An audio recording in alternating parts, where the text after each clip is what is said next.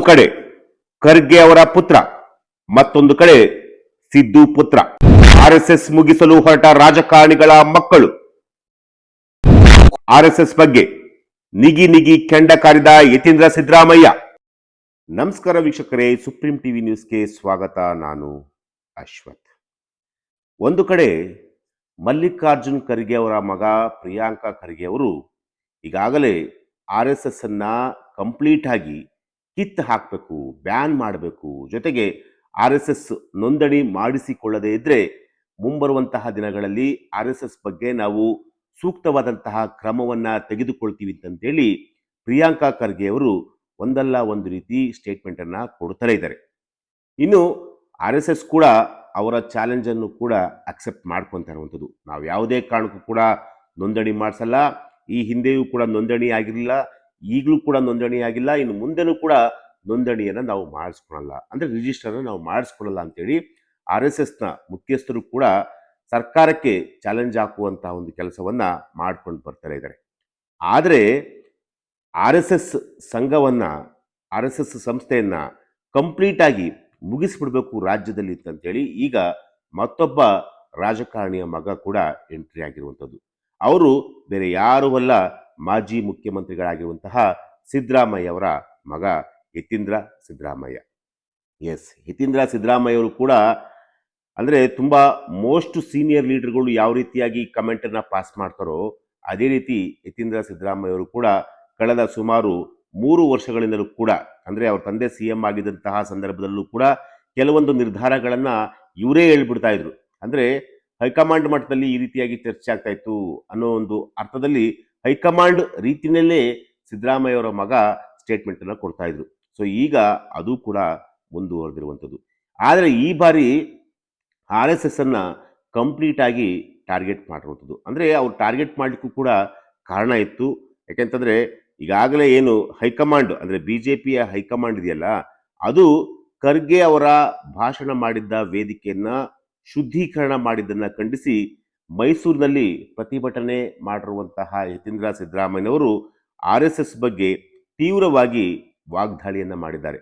RSS 11,000 ಹೆಡೆಗಳ ವಿಷಸರ್ಪ ಅಂತಂತೇಳಿ ನೇರವಾಗಿ RSS ಬಗ್ಗೆ taunt ಕೊಟ್ಟಿದ್ದಾರೆ.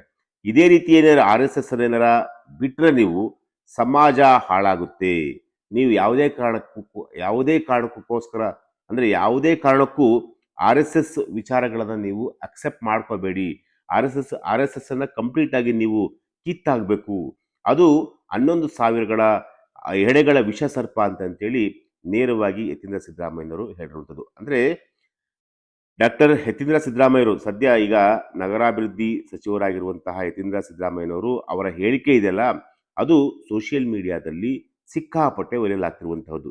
ಅಂದರೆ ಉತ್ತರಾಖಂಡದ ಹಲ್ದೇನಿಯಲ್ಲಿ AICC ಅಧ್ಯಕ್ಷರಾಗಿರುವಂತಹ ಮಲ್ಲಿಕಾರ್ಜುನ್ ಖರ್ಗೆ ಅವರ ಭಾಷಣ ಮಾಡಿದ್ದಂತಹ ಒಂದು ರಾಮಲೀಲಾ ಮೈದಾನದ ವೇದಿಕೆಯನ್ನ ಕೆಲವರು ಗಂಗಾಜಲ ಬಳಸಿ ಶುದ್ಧೀಕರಣ ಮಾಡಿದ್ರು. ಈ ಘಟನೆಯನ್ನ ಖಂಡಿಸಿ ಆಗಸ್ಟ್ 15ರಂದು ಮೈಸೂರಿನ ರೈಲು ನಿಲ್ದಾಣದ ಬಳಿ ಬಾಬು ಜಗಜೀವನ್ ರಾಮ್ ಆ ಒಂದು ವೃತ್ತದಲ್ಲಿ ಕಾಂಗ್ರೆಸ್ ವತಿಯಿಂದ ಪ್ರತಿಭಟನೆಯನ್ನು ಹಮ್ಮಿಕೊಳ್ಳಲಾಗಿತ್ತು. ಈ ಪ್ರತಿಭಟನೆಯಲ್ಲಿ ಪಾಲ್ಗೊಂಡಂತಹ ಯತೀಂದ್ರ ಸಿದ್ದರಾಮಯ್ಯನವರು ಆರ್ಎಸ್ಎಸ್ ವಿರುದ್ಧ ತೀವ್ರ ವಾಗ್ದಾಳಿಯನ್ನ ನಡೆಸಿದ್ದಾರೆ. ಅಂದರೆ ಒಂದು ವಿಷ ಕಕ್ಕುವಂತಹ ಒಂದು ನಾಗರ ಹಾವು ಅನ್ನೋ ಒಂದು ಅದಕ್ಕೆ ಆರ್ಎಸ್ಎಸ್ ಅನ್ನ ಈಗ ಕಂಪೇರ್ ಮಾಡಿರುವಂಥದ್ದು. ಶುದ್ಧೀಕರಣ ಮಾಡಿದ ಸಂಘಟನೆಗೆ ಇಷ್ಟು ಧೈರ್ಯ ಬರಲು ಕಾರಣ ಕೇಂದ್ರದಲ್ಲಿ BJP ಸರ್ಕಾರ ಅಧಿಕಾರದಲ್ಲಿರುವುದು. ಆರ್ಎಸ್ಎಸ್ ಎಂಬುದು 1,000 ಹೆಡೆಗಳಿರುವಂತಹ ಒಂದು ವಿಷಸರ್ಪ.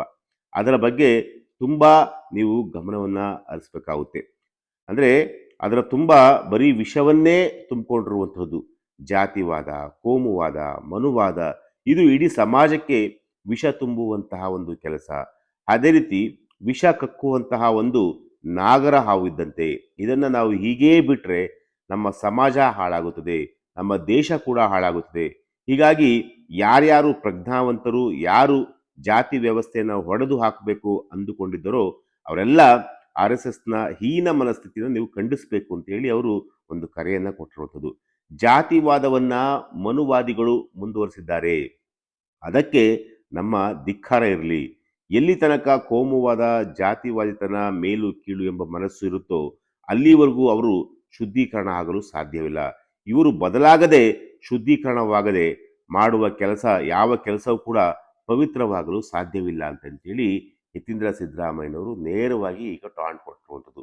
ಖಂಡಿತವಾಗ್ಲೂ ಯತೀಂದ್ರ ಸಿದ್ದರಾಮಯ್ಯನವರ ಮಾತಿನಲ್ಲಿ ಅರ್ಥ ಕೂಡ ಇದೆ. ಯಾಕೆಂತಂದರೆ ಮಲ್ಲಿಕಾರ್ಜುನ ಖರ್ಗೆ ಅವರು ದೇಶ ಕಂಡಂತಹ ಒಬ್ಬ ಅದ್ಭುತ ರಾಜಕಾರಣಿ, ಕಾಂಗ್ರೆಸ್ನ ಹಿರಿಯ ರಾಜಕಾರಣಿ, ತನ್ನದೇ ಆದಂತಹ ಒಂದು ವರ್ಚಸ್ಸು ಮತ್ತು ತನ್ನದೇ ಆದಂತಹ ಒಂದು ಕೊಡುಗೆಯನ್ನು ಕೊಟ್ಟಂತಹ ಒಬ್ಬ ರಾಜಕಾರಣಿ.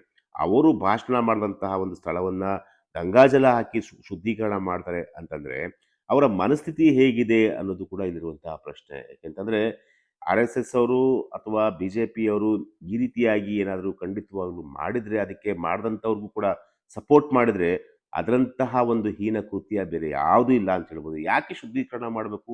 ಯಾಕೆಂದರೆ ಅವರ ಮೈಯಲ್ಲೂ ಹರಿಯುವುದಂಥದ್ದು ರಕ್ತನೇ, ನಮ್ಮ ಮೈಯಲ್ಲೂ ಹರಿಯೋದಂತೂ ರಕ್ತನೇ. ಅದನ್ನು ಬಿಟ್ಬಿಟ್ಟು ನೀವು ಅವ್ರು ಎಸ್ ಸಿ ಎಸ್ ಟಿ ಮತ್ತೊಂದು ಮಗದೊಂದು ಅಂತಂತೇಳಿ ಅವ್ರನ್ನ ಜಾತಿಯಲ್ಲಿ ಹಳಿಯುವಂಥದ್ದು ಎಷ್ಟು ಮಟ್ಟಿಗೆ ಸರಿ? ಖಂಡಿತವಾಗ್ಲೂ ಅದನ್ನು ಯಾರೂ ಕೂಡ ಮಾಡಲೇಬಾರ್ದು. ಜೊತೆಗೆ ಸಿದ್ದರಾಮಯ್ಯನವರ ಮಗ ಯತೀಂದ್ರ ಸಿದ್ದರಾಮಯ್ಯನವರು ಕೂಡ ಈ ರೀತಿಯಾಗಿ ಒಂದು ಸ್ಟೇಟ್ಮೆಂಟನ್ನು ಕೊಟ್ಟಿದ್ದಾರೆ ಅಂತಂತಂದರೆ ಆರ್ ಎಸ್ ಎಸ್ ಈ ವಿಚಾರದ ಬಗ್ಗೆನೂ ಕೂಡ ಬಹಳ ಗಂಭೀರವಾಗಿ ತೆಗೆದುಕೊಳ್ಬೇಕಾಗುತ್ತೆ. ಯಾಕೆಂತಂದರೆ ಆರ್ ಎಸ್ ಎಸ್ಸು ಒಂದು ವಿಷಸರ್ಪ ಇದ್ದಂತೆ ಅಂತಂತೇಳಿ ಆ ರೀತಿಯಾಗಿ ಒಂದು ಸ್ಟೇಟ್ಮೆಂಟನ್ನು ಕೊಟ್ಟಿದ್ದಾರೆ ಅಂತಂತಂದರೆ ಆರ್ ಎಸ್ ಎಸ್ಸು ಎಲ್ಲಿ ತಪ್ಪು ಮಾಡ್ತಾ ಇದೆ ಅದನ್ನು ಸರಿ ಮಾಡಿಕೊಳ್ಳೇಬೇಕಾಗುತ್ತೆ. ಎಸ್, ಇದು ಇವತ್ತಿನ ಒಂದು ವಿಚಾರ. ನಾಳೆ ಮತ್ತೊಂದು ವಿಚಾರದೊಂದಿಗೆ ನಾನು ನಿಮ್ಮನ್ನು ಭೇಟಿ ಆಗ್ತೀನಿ. ನಿರಂತರ ಸುದ್ದಿಗಾಗಿ ನೋಡ್ತಾ ಇರಿ Supreme TV news. Thank you.